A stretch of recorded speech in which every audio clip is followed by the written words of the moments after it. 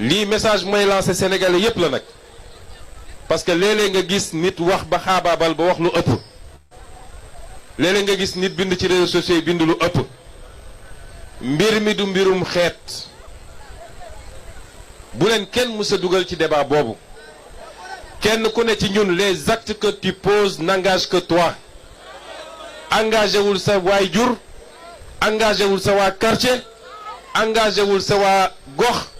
engagé wul sa xeet kenn ku ne acte yi ngay posé yow rek la concerné kenn ku ne man fi ñu ma gën a askanale donte fépp laa bokk nag mais fi ñu ma gën a askanale muy xeetu joola am na ñoo xam ne tey ñu ngi leen di boole ci ñi nga xam ne wan nañu gannaaw kon du mbirum benn xeet nag nit def lu baax ak def lu bon mun na jóge fu ne mun na jóge ci xeet wu ne ci race bu ne kon bu kenn bëgg a jël nit def na lii wala jàpp nañ ni kontaan nañu ci diw ñu ne xeet wala amul benn rapport yàlla ci boppam ñun ñëpp moo ñu bind waaye dafa ne keroog yawmal qiyaam kenn du assumer responsabilité ka ca des wala taziru waziratun wizra uxra la yàlla wax kenn du yenul kenn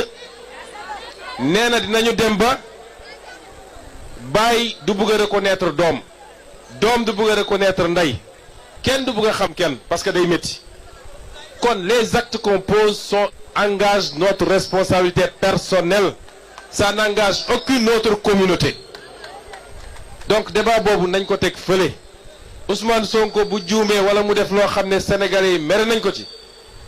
ndeyam bi ko jur sax yoram newu ci ndax bi mu koy def tàgguwu ko kon débat yi nañ ko teg fële tey suñu DG yi ak suñu ministre yi ñaata ñoo ci bokk siin bi ñu nee séparation am na Amadou Chérif Diouf a ngi nii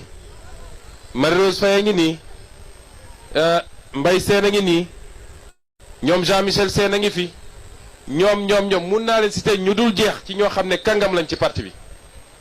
demuñu topp parce que xeet la waaye principe ak conviction moo tax ñu des kon mbir mi du loolu débat yooyu nañ ko teg fële fu ngeen di fàttaliku 2019 maa ne woon candidat parti bi ma demee fële Bignona dama leen ne su ngeen demee ba nar a woteel Ousmane Sonko du ngeen ko woteel parce que fii la dëkk de dañ koy woteel parce que am ngeen yaqin ni kii moo gën ci réew mi que kii suñ ko joxee réew mu changé ko kon loolu moo valable fii ci Sine moo valable ci